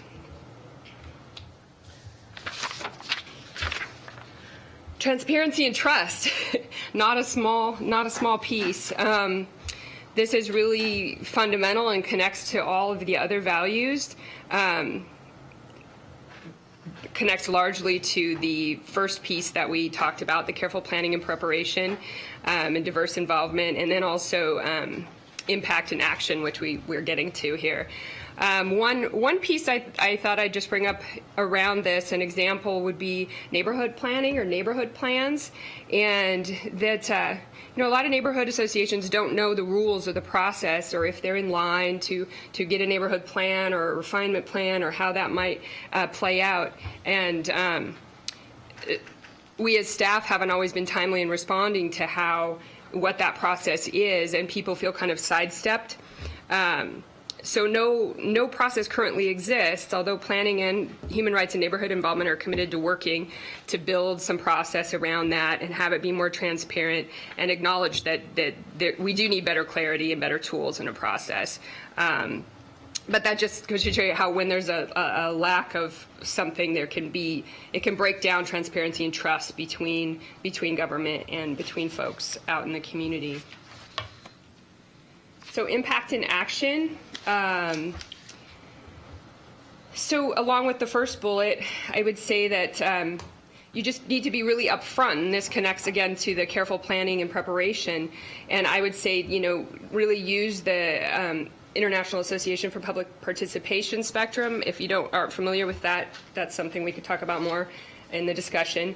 But really looking at that spectrum as a guideline. Are you looking to inform, consult, involve, collaborate, or empower folks so that everybody knows kind of from the beginning why they're participating and how that's going to have impact? People don't like to find out later that they thought they were going to be empowered when really we were just informing them. So bullet 2, I added boards and commissions in parentheses on this one because I think it's inherent, and if we're already saying contribute these efforts to council and staff decisions, because I think boards and commissions often kind of lie between staff and council work. So, and just making sure that input gets considered in policies and the types of level of services that we offer. In bullet 3, I think making sure that we understand both positive and negative impacts, and challenge our assumptions, like the railroad example I just gave, the railroad quiet zone example, challenge our assumptions around, is it a positive or a negative impact, and for who? Let's see. So this piece is really key, and I'm always happy that they put this in here. sustaining engagement and participatory culture. It's so important for the health of our institution and really the accountability of us as government and as public service providers. Kind of looking at bullet 2, this is what we're doing right now. We're here talking about this. I'm a resource for you. I'm a resource for the organization. We have many resources to try to do better public participation. It's not an easy thing. It's really critical, but it's hard work, and sometimes we don't do as well as we'd like to. Sometimes we'll succeed, sometimes we'll fail, but I think if we're doing it with community, our successes and challenges are shared, and we can learn from them and say, okay, let's do better next time, learn from our mistakes and correct them and try again, and we're building that trust and relationship with community as we're doing that. And to just, I always like to say for my work, I'm really humble. I do have quite a bit of experience, but I'm not an expert, and I always tell people, like, okay, we're in this together. Let's see what we can do now, and there's always room to grow. So even more briefly of the principles, which are kind of on the second page of your AIS handout, or they start, I guess, yeah, that's the second part anyway.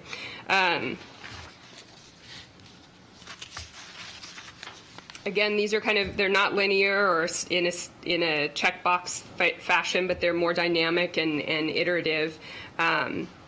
So the piece about people don't want to be studied, I guess I would it's really important to think about outreach as not a transaction, but a relationship.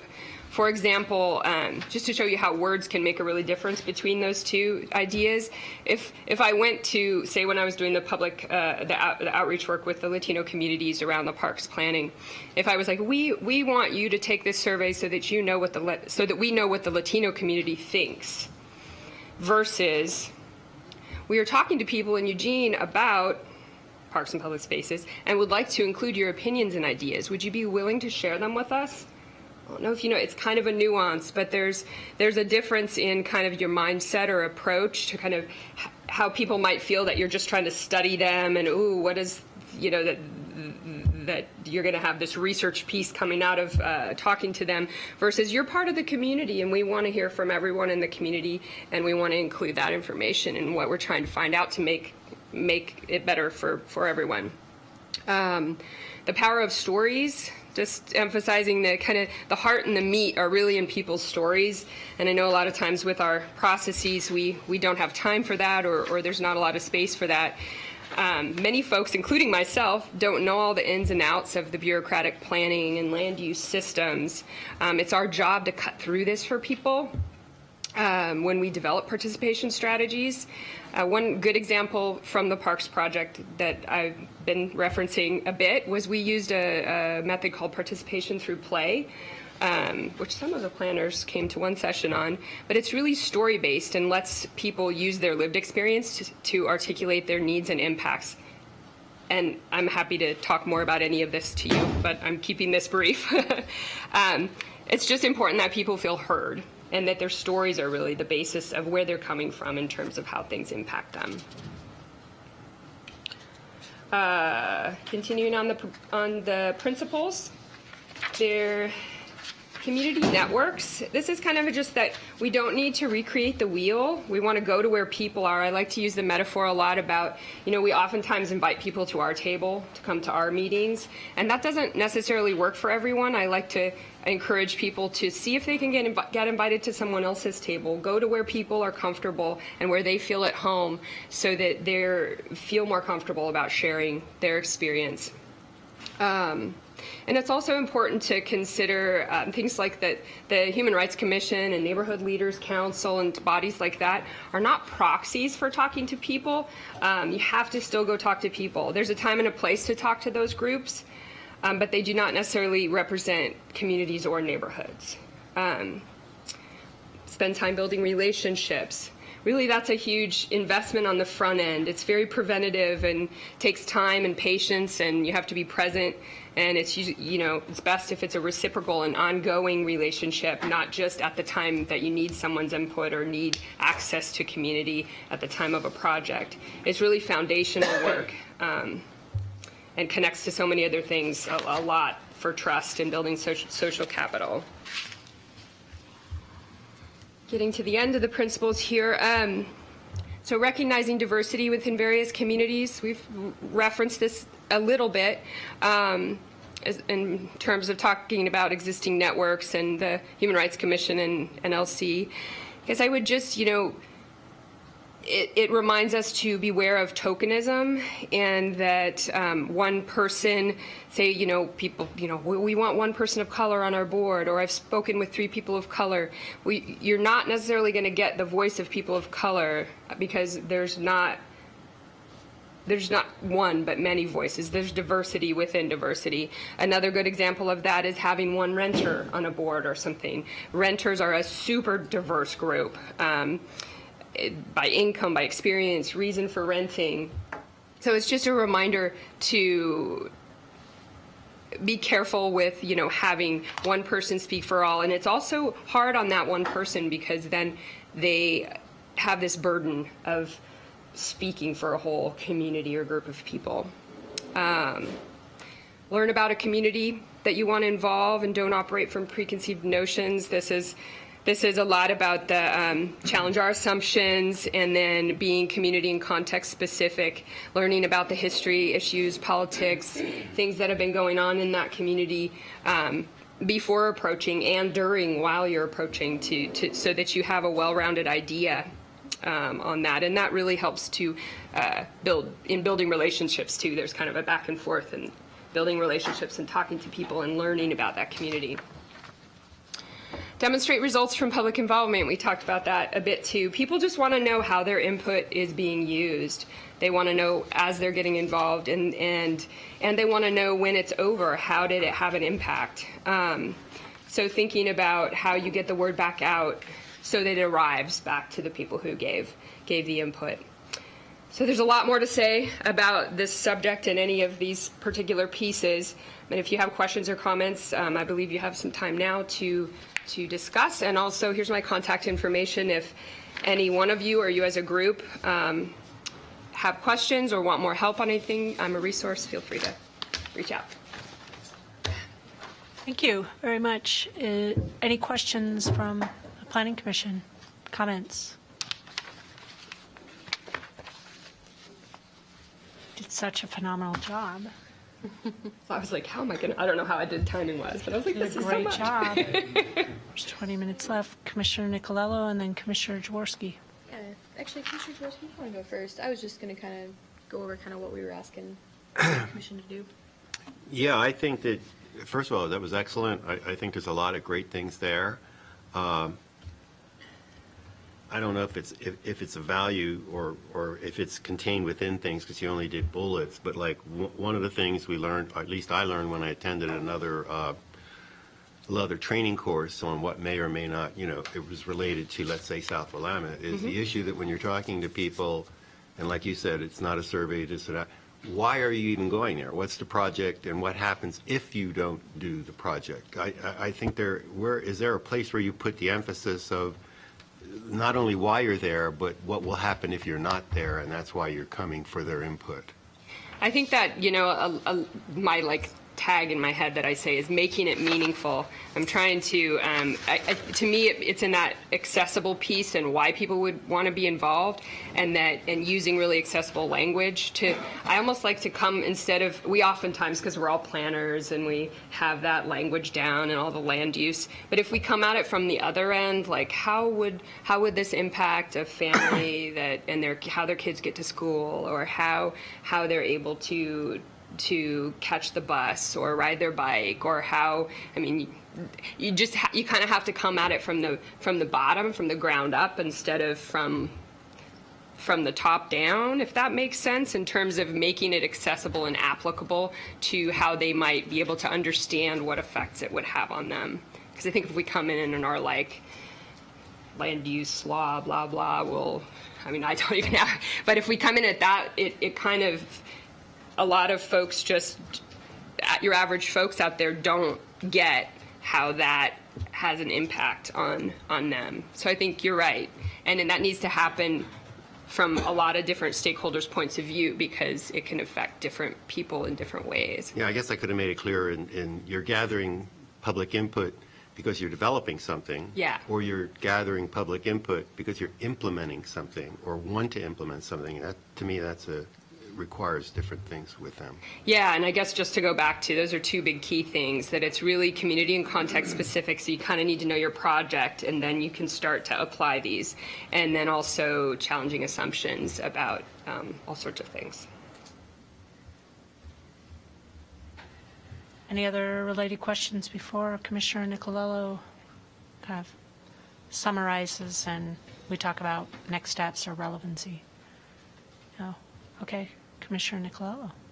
Yeah, so I think that public participation has been a huge part of the conversation that we've been having in this commission, and I think everybody here has approached it really boldly and with a lot of enthusiasm and a lot of passion, and that's absolutely fantastic. So, you know, but what this is really the first step of helping us identify a framework. So when we do start looking at projects, like we start looking at refinement plans in the future or other projects that may come through, we have a framework for actually thinking about what outreach could potentially look like. And as the Goal 1 Citizen Involvement Committee, which, you know, in our bylaws, having a framework to help make sure that, you know, we're kind of looking at processes from a very robust perspective would be helpful and beneficial. So the committee is bringing this to you, not for you to endorse it today, because of course you just looked at it and there's a lot of awesome information in here to digest, but really, you know, to ask, is this something that you think would be beneficial to your work as a commissioner when you were looking at citizen involvement plans or when you're looking at processes? And if so, do you see the possibility of endorsing it in the future? Any comments? Commissioner Jaworski. I concur with what Commissioner Nicolelli said. There you go. I get it. What Bree said. 2 years later. Yeah, 2 years later. I'm confused, though. It was my understanding in the presentation that these are guidelines that staff are supposed to be using already anyway. Is that not clear? Was that wrong? That this is an existing... It's an existing, this whole document is an existing document that the city staff is using as a resource. It's, you know, to varying degrees, and we're trying to get it out there more to different departments and do training, because in and of itself, it's up, but you kind of need to be trained and then sometimes have some consulting around the community and context specificness of a project. Yeah. Okay. Commissioner Randall. Well, I think, Commissioner Jaworski, I think that's part of why we brought this as a subcommittee is because, you know, rather than reinvent the wheel, a lot of background and a lot of vetting went into this for the city. And as we discovered that this is out there, we thought, well, why shouldn't we just be following that as well? And should we officially, you know, adopt that, or, you know, because it does have a lot of good things in it. And I think especially some of the things that, you know, as Lorna said, from ground up versus top down, and hearing people's stories and those sorts of things, I think are really important, and especially in that cultural context. And so, you know, should we really just use this rather than try and come up with our own? So I have a quick question, put myself in the queue, and then Commissioner Borofsky. It's similar to what Commissioner Randall just brought up. Is I would love to approach this, or I guess really this is a question. If it's a City of Eugene document, as a subcommittee for the City of Eugene, my understanding would be, just like many of the other in our bylaws, is that we're obligated to follow this. So in many ways, endorsing it, I would love to not have it as a motion that we follow it, because I don't want to separate it. I would like to encourage this as already there and acknowledge it, rather than have it be a separate entity that we're separating the process. Because to me, it seems, I mean, the way you present it, I actually think it's relevant to just the Planning Commission itself. Not only our outreach externally, but we are volunteers. So we're connected in that web. So I'm not sure I'm articulating, it's a very subtle difference of saying, we're going to adopt this, because I don't see us as separate. I see us as already, it's inherently acknowledged, and to then publicly acknowledge it gives it more transparency. Yeah. Robin, you have a response? You can go with. Go. Okay, Commissioner Borowski. Oh, no, sorry, Jaworski. Was it Jaworski or Borowski before? I had my hand up. Borowski and then Jaworski. Well,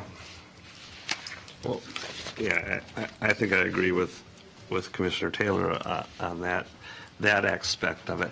I guess I just need to have a little bit of clarity on the role of this pick, because I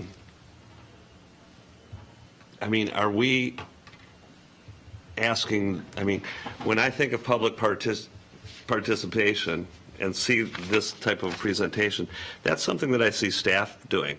I mean, are we saying that as planning commissioners, we want to initiate public participation?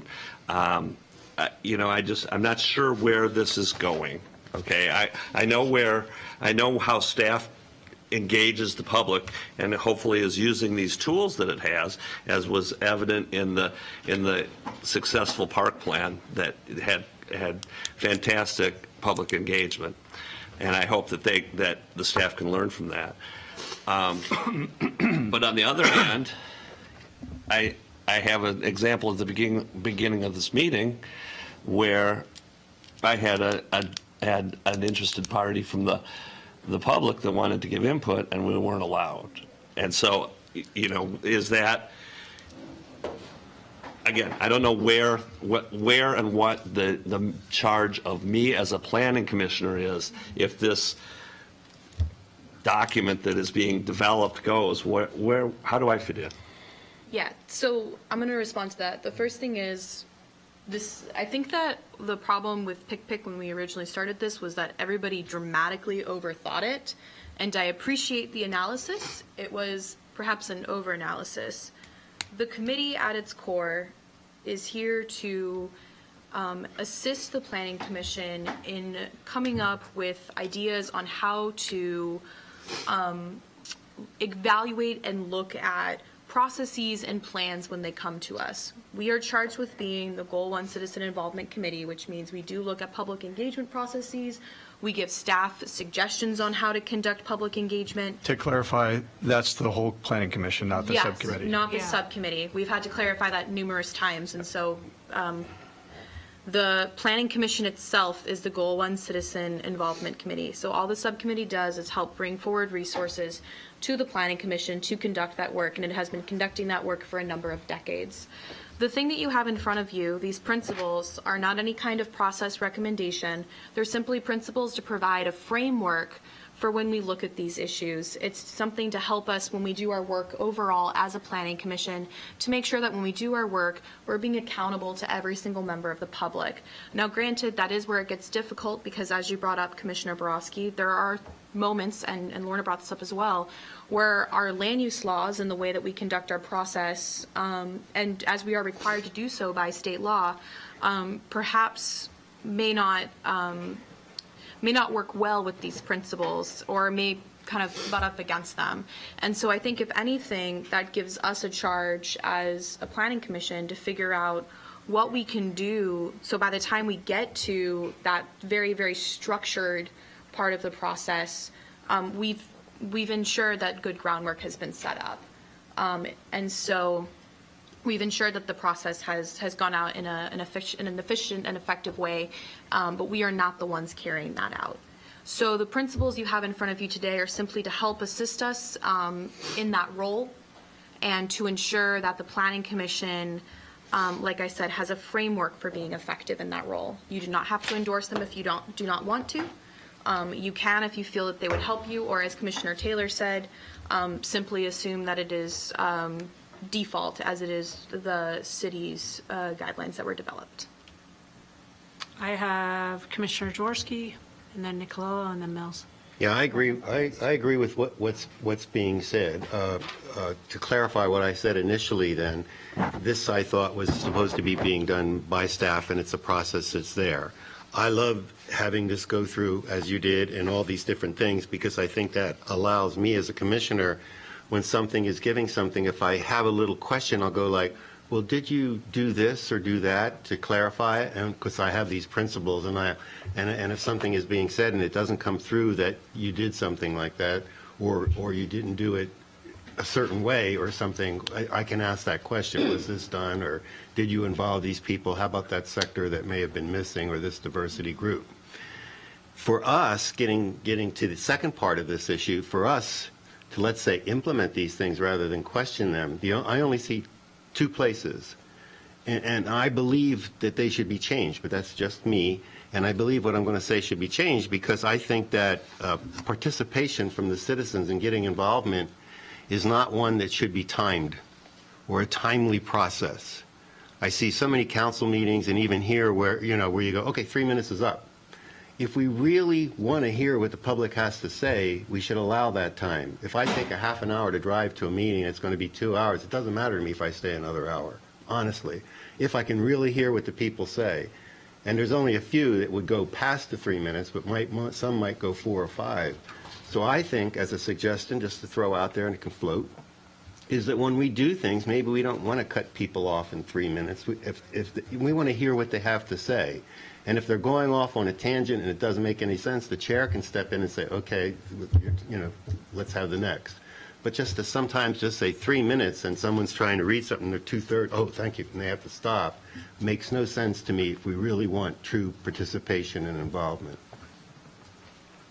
Robin, did you have something to input before we go on to Commissioner Nicolello? My hand wasn't raised, Commissioner Taylor. Oh, okay. No, great. Yeah, I actually think Commissioner Nicolello covered most of it. I was just going to say, in response to Commissioner Borowski's questions about what this really means, and is this a staff thing or is this something Planning Commission should take on? Public engagement is so rich and diverse a topic that you could get wrapped up in all kinds of endless procedures about it. And the comment about the pick, I think, is a good one. It's just simply a group of you getting together to try to help inform the rest of you as the whole commission, as the City Council Subcommittee on Public Engagement, figure out how you want to go through that. And the next steps in the AIS actually summarize it pretty well, basically saying with the Planning Commission support, the values and principles will be used as a resource for designing public involvement activities related to future planning projects, including those that we've talked about already. And it's just simply a question. We'll be using those and looking at those, but for you as a subcommittee, or not as a subcommittee, as a committee, to talk about public engagement, do these make sense to you? And when we come back to you with proposed public engagement activities, demonstrating how those activities meet these guidelines and values and support these guidelines and values, does that make sense to you? You don't have to take any action if you don't want to. But by endorsing it, I think you're basically sending staff a message that you would like us to be paying attention to these, and you would like us to be talking about these in the context of upcoming public engagement activities. Yeah, that's clear. Thank you. That was good. If I could just, Yes, of course, Eric. I think it also gives us a shared language Yeah. as staff and commissioners to talk about public engagement, so that we both have we all have a shared understanding, and as Commissioner Nicolello was saying, a framework to throw our plans up against and say, where are we meeting the mark and where do we need to go a little further? Yeah, thank you, Eric. Commissioner Mills. I guess my first comment is that the principles as they're laid out and defined, I find are very constructive and very appropriate, and I think they're well structured. To me, the concern is what do we do with them? What are we doing with them? And how do we apply them? Where does the rubber meet the road? And there are a number of places, and the one is, I think the challenge is to staff is to make sure that the training is done and reinforced, because training done once is only done once and it's gone. And I really think that this is something that has to be reinforced often. For Planning Commission, for me personally, I look at this and I put on my hat about what goes on in meetings and where do we go to talk to public and when does the public come to us. And one of the things that I see as an example of a concern is when I was chair and had to read the public announcement about a meeting before a meeting, whether it was judicial or quasi-judicial, it was much simpler. It's become much more complex and much more restrictive, and it's now including a lot more restrictions on who we're going to allow to speak and when we're going to listen to them, and I think that that's a caution for us all. Today's meeting was an example, and it's not just today's meeting. It's happened before where we say, well, geez, is this quasi-judicial or legislative, and should we allow this person to speak? And we don't always have someone here as sophisticated as Mr. McMahon who wants to speak and isn't sure whether they can speak, and we've shut them down a few times and said, well, go talk to the city council. That's a bad thing to do. That's a bad thing to do. If you've got somebody here and they want to speak and you're turning them off on what to them is an unknowable technicality and sending them away. That's one example that I feel is that gives me concern, that we're kind of getting tied up in our own rules and forgetting to listen. Another one is, and I'm going to go back, and I'm looking at Terry, and I have to say this again, that you know, we've had some successes and we've had some things that I would say are failures, and I hate to use the word failure because such great effort was put in, and I'm going to use the word courage, Terry, for you, because I felt like you just did a tremendous job when I'm talking about the South Willamette public meeting that you had, and I thought was just an outstanding example of a staff person taking the lead and showing the courage to hear people. And they were very, you know, that was a very diverse group, and I really want to underline courage there. But to me, that goes back to this idea that we need to train, we need to listen. We also, when I say listen, I think that we all have a tendency to say, oh, well, they don't understand all the things involved, why we think this is important and that is important. And they're disagreeing us with, but if they understood it better, they might not disagree. If somebody's telling us something, we really need to listen. And I really feel we don't always listen. I think we always have, I mean, we need to, when we're listening to somebody, we need to set aside our preconceived ideas, no matter how well educated or how well intentioned they are. We need to really listen to what they say. Sometimes people say things in an inappropriate way. We've had people here say things and use language that wasn't what I would hope we'd hear. But if you go to the quick of what they were talking about, they were eliciting or trying to describe a genuine concern. And I think I'm going to call that all a training issue for us all, not just staff, but for the commissioners. And I've gone on too long, so I'll stop. Thank you. I have myself in the queue. Did you have something to say? Sorry. Oh, I just wanted to add to please. kind of Robin and the last three comments about how, you know, it's helpful if we can reinforce each other, if we're all coming from that common place, that we can help each other out to be accountable for, you know, if staff does something but then you look at a plan and wait, what about this? Oh yeah, what about that? Or, you know, if we all have a common framework, it's easier to have multiple people looking at it from different places and not have things fall through the cracks. So I appreciate what you all are talking about reinforcing and more training. So it sounds like, I'm putting myself in the queue. From what I've heard from Commissioner Mills and Commissioner Jaworski today, it seems like, and I think Commissioner Borofsky, we might want to revisit the legislative process. The quasi-judicial, we really don't have choice. The one thing that I observed, and that I really, truly believe in equity. So I go back to careful planning and preparation and understanding expectations and being clear and transparent with everyone.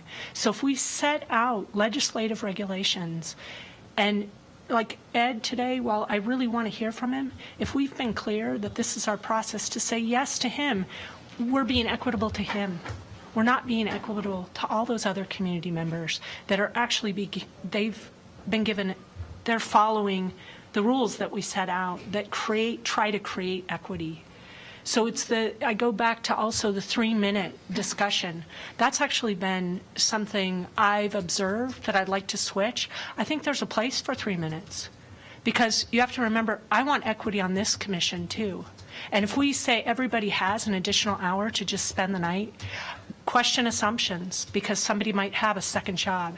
They might have 4 kids. So it's being careful. I mean, Lorna, you really brought it up very succinctly, is that if we set out whatever those parameters are through through careful planning and preparation, having people understand expectation, clear communication and transparency, then being consistent and having it be dynamic. It seems like the legislative process might need to be questioned. Let's jump into it again using this as parameters. The other piece is that if we're getting people only showing up for the 3-minute, look, Ed is one of the only people that shows up on a regular basis. How do we get people here in the pre-meetings when we are having these discussions and there isn't a process in place? We're at the preliminary stages. That has been one of my biggest. I would love to have people show up before. So that's it. And then Commissioner Jaworski, we're over time. Yeah, so, I just want to say, I don't agree with the 5 minutes at all. Lots of times we've had our meetings, or 3, whatever. We've had our meetings, and afterwards people have come up to me who really wanted to participate, took their time, actually tried to handwrite it out, only got a third of the way through. Another minute or 2, they've been able to say what they wanted to say, and they're cut off. They get discouraged. They go, I'm not coming back again. And they actually took a lot of time to think it through. I think if we can give the legal people half an hour, 45 minutes each, which is redundant and stuff we've already got and they're going over with, we can give the public that's coming in that I want to hear from a couple more minutes. I think the chair, and you've been a great one, can control that. If they go off on a tangent, you could say, look, you're going off on a tangent, stick to what we're here for tonight. Or if they're being redundant, you can say, whatever, let's have somebody else speak. But at least you're not going ding, ding, okay. And the person had taken a lot of time to try to be involved and couldn't be. I've seen too many people talk to me, they're discouraged. They're not coming back. So let's put that, rather than spending more time to talk about that here, put that, obviously, we want to encourage people. So looking at that closer, using this, potentially as that framework. So note that. Short? For me, one of the big drawbacks to our public process here at this commission and at City Council is the public hearing format. Not the fact of 5 minutes or whatever. It's that the public hearing is usually when everything is already set and there's not an opportunity to change it. When you take a public hearing, we took a public hearing on a binder this thick, and we're basically told you can tweak this little bit of it, but don't touch the rest. And that happens at City Council a lot too. You'll have a public hearing and action in the same night. So if there could be earlier public hearings that are not as legislatively prescriptive, that might help. So can I, rather than spend the time to get into the weeds right now, can we just send some of these comments to the subcommittee of concerns, and we'll have the subcommittee can figure out an appropriate way to follow up? It sounds like what might be helpful is maybe one of the things for us to discuss as a planning commission is maybe seeing if the subcommittee, charging the subcommittee with looking into how some other people do legislative public hearings and maybe bringing some of that back. For example, when I go to Springfield public hearings, they actually have giant printouts of the applicable land use criteria in their council chambers. I mean, there's lots of different options that people use to help make it more accessible. So if that's something that maybe folks want to think about and then get back to us about, we'd be absolutely happy to look into that. And then we can set up a work session, have a really great discussion on it. Okay. Thank you, everybody. Thank you, staff. And thank you. And remember to send an email and maybe the next Planning Commission for the items beforehand. We can have some follow-up next week. Okay, thank you. Have a nice day.